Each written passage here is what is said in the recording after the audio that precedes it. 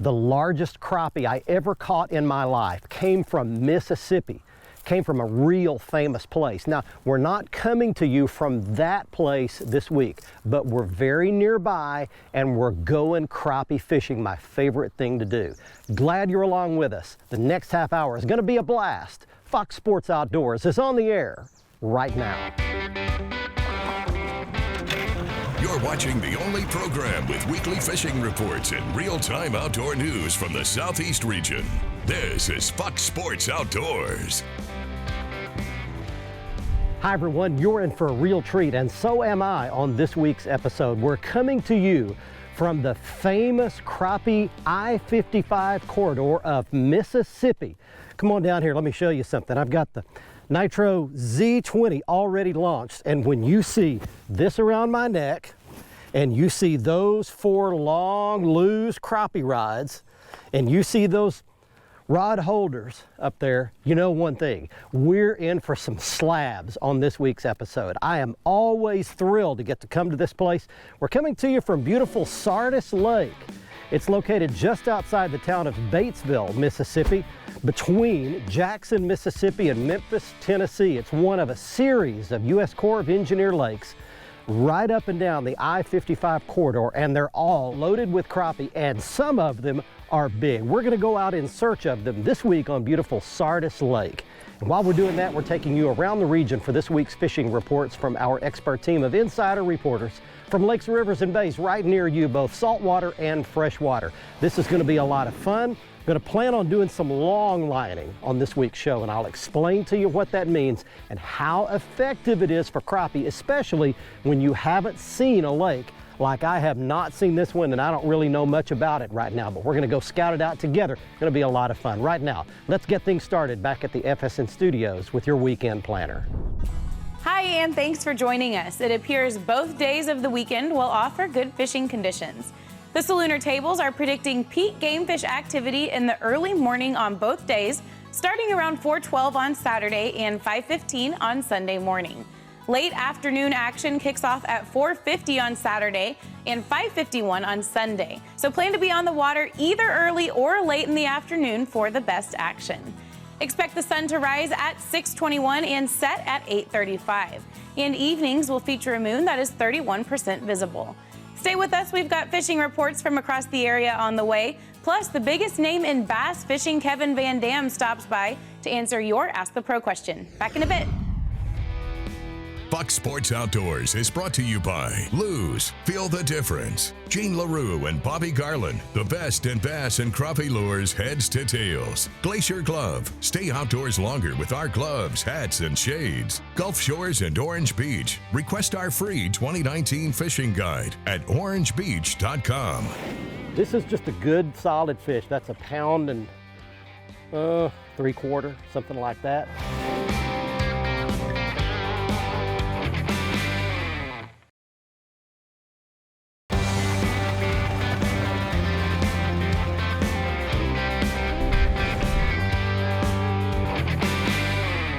Well, we've made it out on Sardis, and I've got my rods set up, doing some long lining, and I'll explain kind of the setup and the situation here. Here's a bite.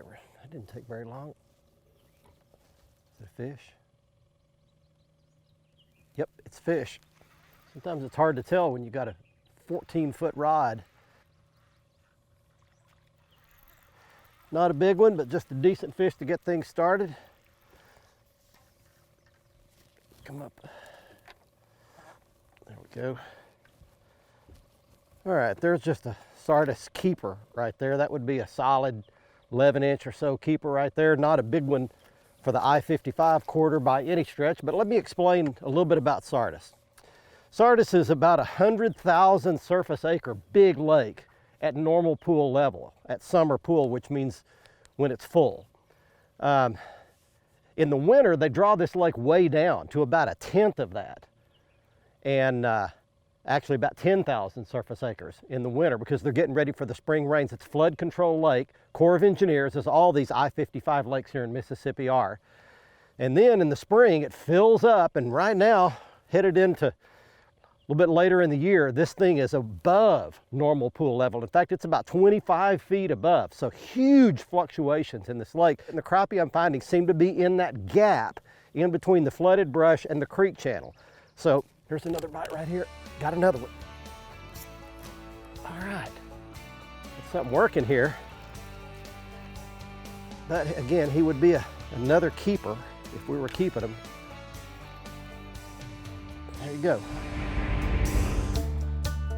Hey guys, welcome to this week's Tennessee, Mississippi, and Alabama fishing report. It's brought to you by Bass Mafia. If you're wanting the top of the line tackle storage options, go no farther than Bass Mafia. No matter what you're trying to store, they've got the best option for you. Check them out online at mafiaoutdoors.com.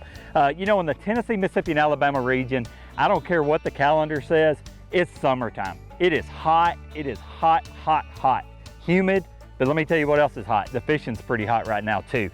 In Mississippi, crappie fishing on Grenada has been pretty good. Obviously the lake's a little different than normal after all that flooding, still crazy high, but you can catch some fish. Alabama, let's talk about Guntersville for a minute.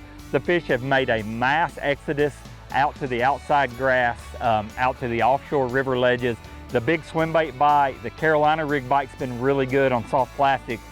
Tennessee, let me kick you over to Reelfoot for a minute. The crappie are biting, the bluegill are biting, the bass are biting. It's a very overlooked fishing destination. A lot of different ways, a lot of different places to catch them here right now, but the only thing I can tell you is that you should be here trying. We'd love to see you here. God bless. Well, let me explain my rod setup here, my trolling technique. Most of the guys that fish here use a technique called spider rigging. That's where they put 2 rod holders that'll hold 4 rods each, so 8 rods, and they spread them in a 180-degree arc around the front of the boat. They put heavy weights on them and they just creep along with 8 rods at about 2 or 0.2 or 0.3 miles an hour. I want to cover more water than that since I don't know this lake very well, so I'm long lining. I've got 4 rods out. I've got them cast out behind the boat about 40, 50 feet, something like that, and I'm trolling faster. I'm doing about 1 mile an hour, so there's a bite. Yeah, that's fish.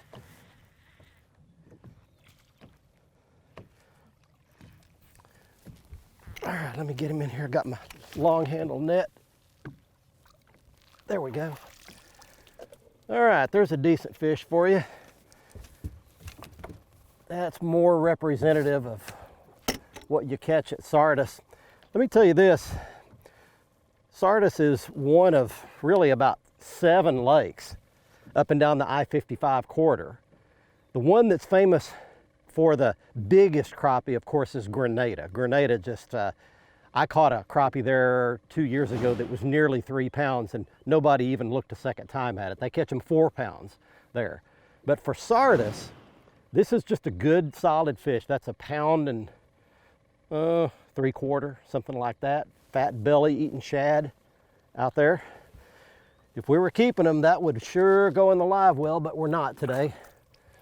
And away he goes. Slab hunter. In this muddy water, that fish right there chomped it.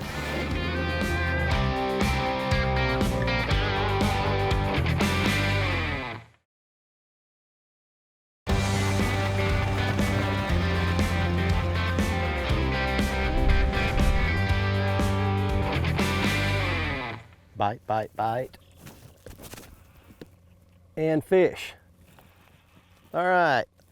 Hey everybody, we're still out here on Sardis Lake in Mississippi, catching crappie. Get the net after him. There we go. All right, there's another good solid keeper for you right there. Well, let's talk a little bit about coming here if you'd like some information. If you're coming to Sardis, actually, by the way, that's a new lure. I'm going to show you at the end. That's a new Bobby Garland slab hunter. And in this muddy water, that fish right there chomped it. And I want to measure this fish just to give you some idea of, this is just an average fish for here. But that fish is 13.5 inches. See, there's his tail right there. There's 14. He's 13.5 inches. That's just an average fish for this lake. We are not keeping them today, but if we were, that'd be a good solid keeper for you there. Swim away.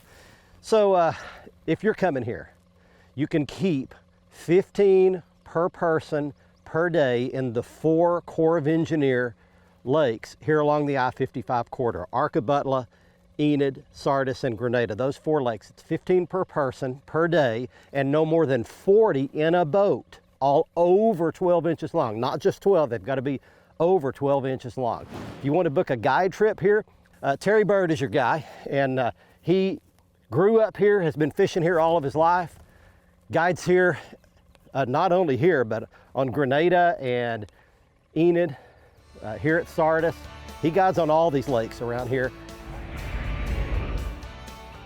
Well, triple tail sight fishing, blistering spotted sea trout action, flounder, king mackerel, big sharks, tarpon, and more. All this and more along the southeast coast, but first this from our good friends at Foreshore Transportation. Foreshore Transportation, the simple solution to all your freight hauling needs. Foreshore can ship freight across the country or across the state. Whatever the load, wherever the destination, Foreshore gets it done fast, safe, and hassle-free. Well, my good friend Jake Marcus in Fairhope, Alabama, tells me that the trout fishing is wide open in Mobile Bay. He has been catching some limits of fish. He's wade fishing primarily right at dawn. That he says the Dolphin Island area, PV Cut, and an area called the Shoals. Jake prefers using topwater plugs at daylight. Jake also says that there's been some very good fishing along the beaches and around the reefs with limits of trout caught. In Mississippi, the trout fishing also continues red hot, along with redfish.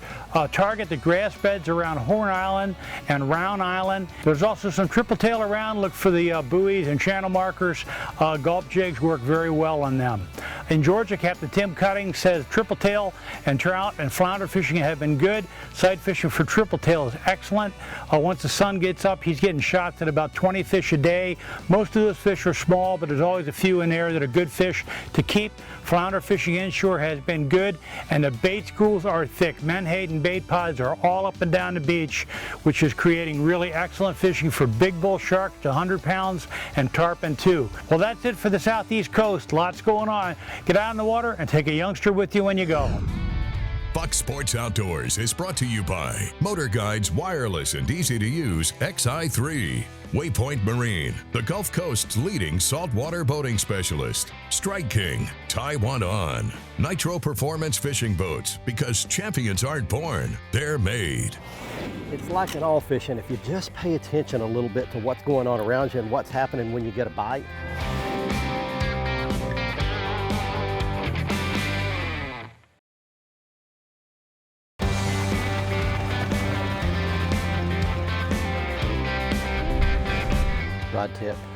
Rod tip right here. Rod tip right here. Got him. Notice I'm not setting the hook real hard on these fish. They swim up behind it, and the momentum of the boat most of the time is enough to get that hook in them. And if you go to jerking around too much on them, a lot of times you'll lose these fish. Come up here and let's see her. Oh yeah, that's a good one. Right here. Decent fish.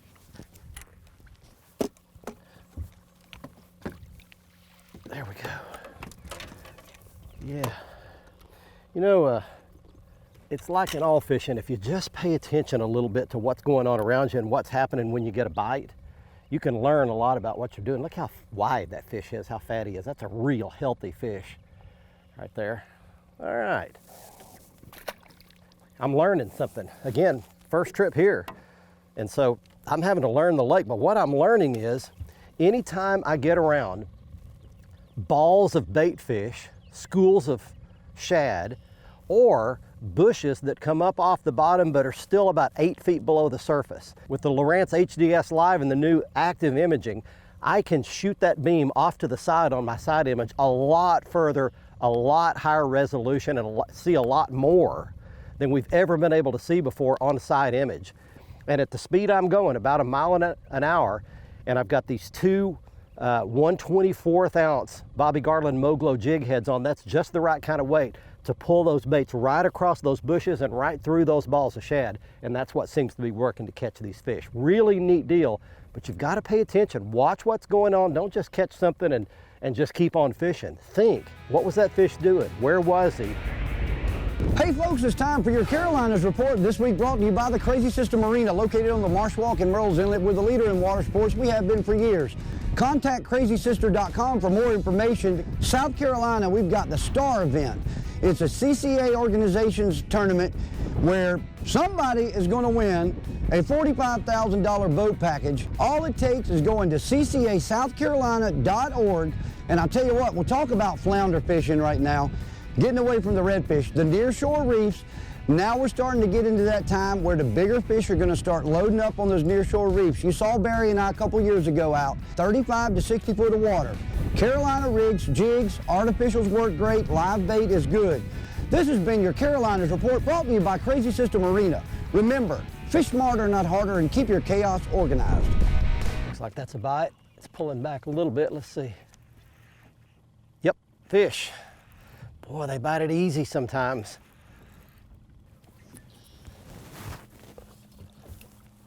I'm just gonna come down here and land him the old-fashioned way. There we go.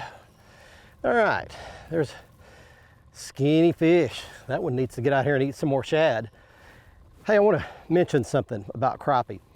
You may wonder, why are you out here in the middle of the lake in deep water? I'm fishing right now over 25 feet of water. And you know what? It really doesn't matter.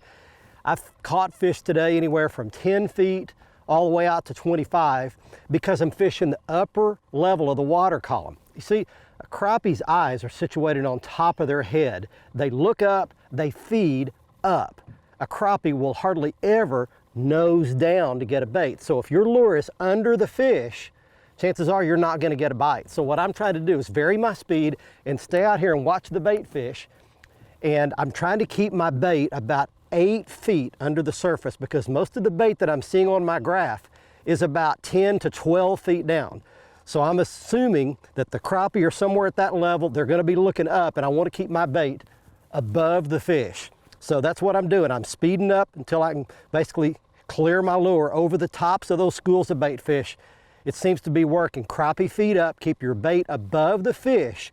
Your chances of getting bit are a lot better. And it takes a lot of experimenting with long lining. You've got to vary your lure weight, your speed, the distance behind the boat. All of that affects how deep the bait is, but all of it can impact how many bites you get.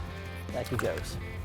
You can always watch our latest episode on the front page of our website at foxsportsoutdoors.com. Catch up on past episodes and learn about fishing techniques and new gear at our how-to page. Follow us on Facebook and Twitter for new fishing videos every day. Simply search for Fox Sports Outdoors and click the like button on Facebook and the follow button on Twitter, and watch a new episode every week on any device by downloading the free Waypoint TV app on your phone, tablet, computer, or smart TV.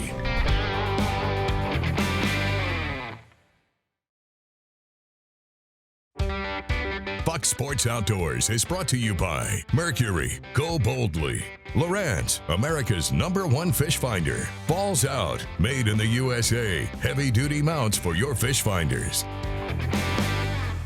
Welcome back, everyone. Let's get right to your Ask the Pro question for this week. Joel wants to know, what is the funniest thing you've ever seen while fishing? For an answer, we asked the one and only Kevin Van Dam. I was on the St. Clair River, which has got really strong current. I was fishing for smallmouth, and this is in a tournament now, and I hooked a big one. And I thought that this was not only a giant smallmouth, but potentially a state record. I fought this fish and fought this fish and fought this fish, and it was on a tube, and it was a good solid bite. And I fought it for almost 10 minutes, seesawing back and forth the spinning rod with light line. And when I finally got up to the boat, it was a pipe wrench hooked right in the middle, and every time I'd pull it, it would wiggle, and it felt just like a big smallmouth pulling in the current. So it was funny and embarrassing all at the same time. Thank you, Kevin. If you want some help from one of the pros, simply go to foxsportsoutdoors.com and follow the Ask the Pro link to submit a question. Now it's time to find out who wins this week's Big Catch of the Week. We are back at the boat ramp after a good day's fishing on Sardis Lake here in Mississippi. And it's time right now for this week's winner in the Big Catch of the Week contest. He is Randall Boyd of Bahama, North Carolina, showing a 10.5 pound largemouth bass he caught at Holt's Lake in North Carolina. If you'd like to be our next winner, just go to our Facebook page. Go to facebook.com/Fox Sports Outdoors. Look at last Tuesday's post. It's about the big catch of the week. Click comment, follow the instructions, send us your photo and all the details about the catch, and you could have your fish and yourself shown on television. Next up, here's the gear that we used to catch the crappie here at Sardis. It begins with the Lew's Wally Marshall Signature Series crappie rods. I had a 12-foot and a 14-foot rod off each side of the boat for 4 rods total. It's an IM6 graphite rod, medium light action, perfect for long lining for these crappie. And I had paired with a Lew's Mr. Crappie Slab Daddy reel. It's the white reel that you see here. Again, perfect for this application. As far as the baits were concerned, I was using 10-pound fluorocarbon line, and I had a loop knot tied up front first. On that, I had a 1/24 ounce Bobby Garland Moglow jig head with the brand new Slab Hunter swim plastic bait, perfect swimming tail, and that's the Cajun Cricket color. And I want to show you one quick thing. I did a little video about this bait at a trade show here last year, and I want to show you how this bait swims in the water. It does a great job. The tail has a scissoring action as it swims through the water, and it really attracted the crappie today. Now, the other bait I used about 2 feet down the line is I used another 1/24 ounce Bobby Garland Moglow jig head, and on the back of this, it's a Bobby Garland Strolar. Again, the bright orange and the bright pink colors seem to do the best job in this murky, off-colored water. Remember the incident on Saturday Night Live last year where comedian Pete Davidson insulted U.S. House Representative Dan Crenshaw? Of course, Crenshaw is a U.S. Army war veteran who lost an eye in combat in Afghanistan. Crenshaw appeared a couple of weeks later on the show to accept Davidson's apology. Among other things, he said this: "There's a lot of lessons to learn here. Not just that the left and right can still agree on some things, but also this: Americans can forgive one another. We can remember what brings us together as a country and still see the good in each other." So forgiveness, even in a country as divided as ours, is still possible. And if it's possible on such a large scale, such a large venue as that, then it's possible in your life and mine. We had a really good time on our visit here to Sardis Lake in the Crappie Corridor of Mississippi. At least once in your life, you ought to visit this place or one of the I-55 Big Crappie Lakes as a bucket list destination. I want to give you the contact information one more time for Terry Bird. He's a great fishing guide. He can put you on these crappie on any of these lakes. Give him a call to book your trip. From Mississippi until next week, I'm Barry Stokes. Be safe, have fun. Bye-bye, y'all.